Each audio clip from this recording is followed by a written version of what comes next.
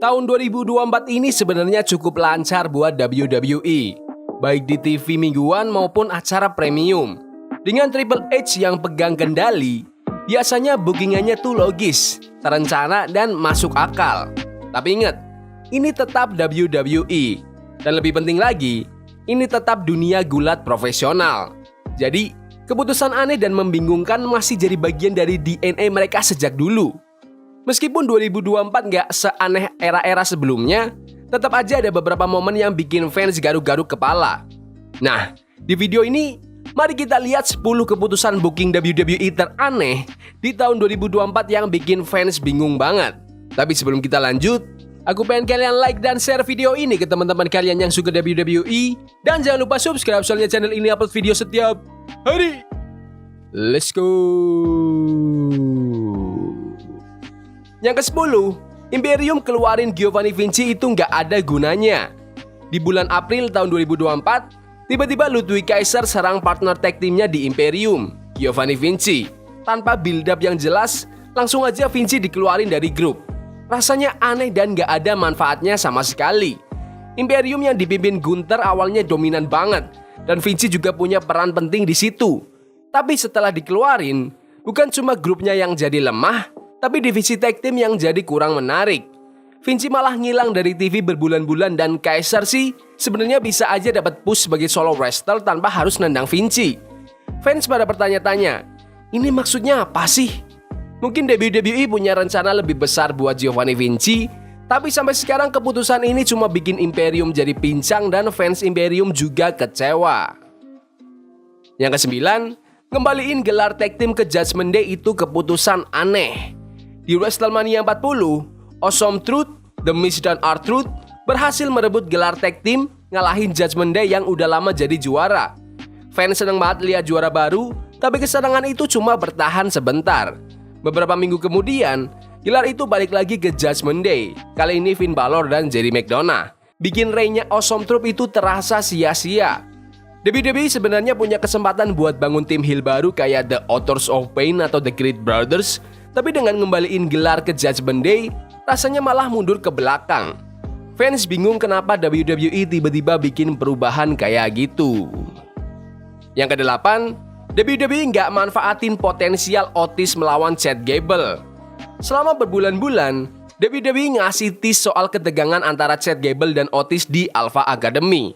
Fans udah nunggu-nunggu Otis buat ngelepasin diri dari bayang-bayang Gable, dan banyak yang berharap ini bisa jadi momen besar buat Otis jadi babyface. Ceritanya sih udah oke. Makin lama, Otis makin gak tahan. Tapi pas Otis akhirnya ngamuk, rasanya malah datar banget. Bukannya bikin Otis dipush, WWE malah mengalihkan fokus ke feud antara Uncle Howdy dan Chad Gable. Bikin Otis jadi kayak pemain latar. Padahal, fans udah dukung Otis habis-habisan.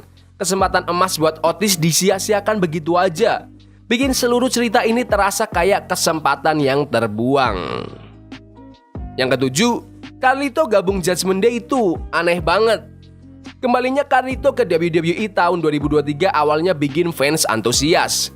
Apalagi pas dia gabung LWO buat ngelawan Judgment Day. Tapi segalanya berubah aneh di tahun 2024 pas Carlito malah keluar dan gabung ke Judgment Day sendiri. Secara teori mungkin masuk akal, tapi pas dijalanin rasanya aneh banget. Gaya Carlito yang komedi dan santai jelas gak cocok dengan vibe dark dan serius dari Judgment Day. Sekarang, harusnya jadi ancaman, Carlito malah lebih sering jadi anggota komedi dalam grup itu.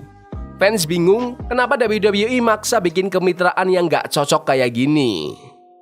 Yang ke-6, Jinder Mahal tantang gelar dunia di tahun 2024. Aneh banget.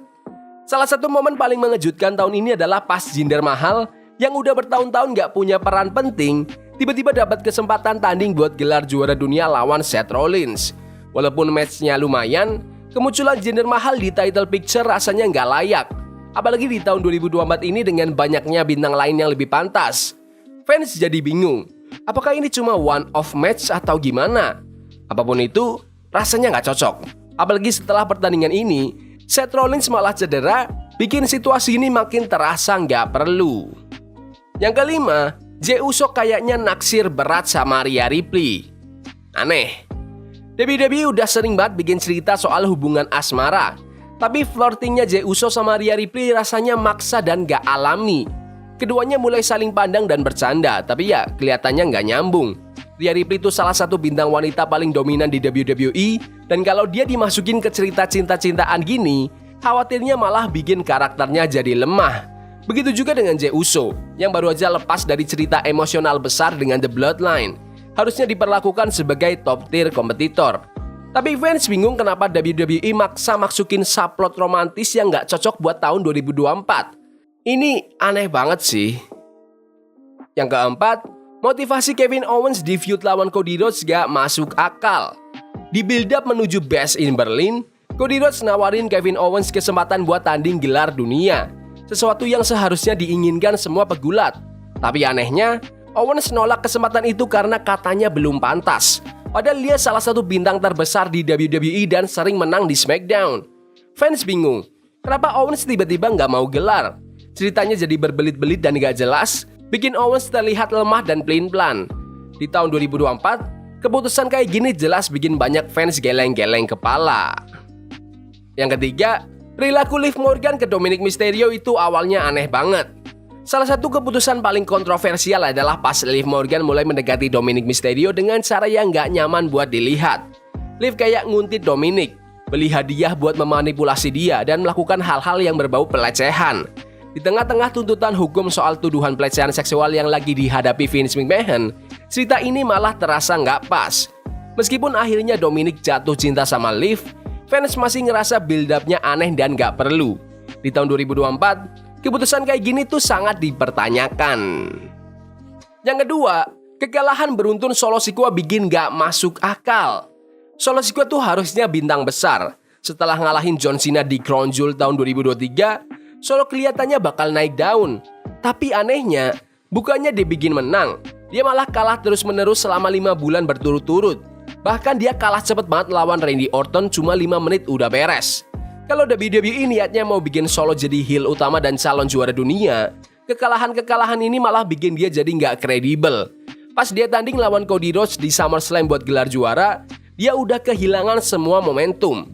Fans bingung, kenapa sih WWE bikin Solo Sikoa kelihatan lemah banget padahal mau dijadikan pemimpin The Bloodline? Kekalahan beruntun ini jelas salah satu paling membingungkan dari tahun 2024 buat Solo Sikoa.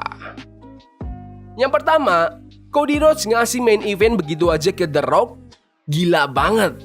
Salah satu keputusan paling aneh dan bikin bingung sepanjang tahun 2024 adalah saat Cody Rhodes tiba-tiba nyerahin kesempatan pertandingan gelar juara dunia yang udah dia dapat ke The Rock untuk WrestleMania. Padahal, selama setahun penuh WWE udah bangun cerita Cody Rhodes versus Roman Reigns sebagai pertandingan besar. Tapi entah kenapa Cody malah kasih kesempatan itu ke The Rock. Fans merasa kayak ditipu. Cody sendiri kelihatan bingung sepanjang build-up, dan Seth Rollins pun sempat berusaha nyuruh Cody tetap lawan dia. Keputusan ini banyak fans bertanya-tanya, kenapa sih WWE ngebangun cerita besar setahun, tapi ujung-ujungnya malah kayak gini? Untungnya, WWE sadar dan balik ke arah yang benar. Tapi kerusakan udah terjadi. Fans tetap aja bingung, apa sih sebenarnya rencana awalnya? Tahun 2024 emang jadi tahun yang menarik buat WWE. Banyak keputusan yang bikin penonton puas, tapi nggak semuanya berjalan mulus. Beberapa keputusan booking malah bikin fans frustasi dan bingung. Nunjukin bahwa bahkan di era booking yang solid, kejutan aneh masih bisa terjadi. Menurut kalian, keputusan booking WWE mana nih yang paling aneh di tahun 2024? Komen pendapat kalian di kolom komentar. Ya udah gitu aja video hari ini. Jangan lupa like dan subscribe ke channel ini karena aku pengen 7.500 subscriber di bulan ini. Tolong bantu. Yes boy. See you. We playing Conito. Forbidden fire on Nico. Burning for love we can hold. I wish we run impossible. Yeah we playing Conito.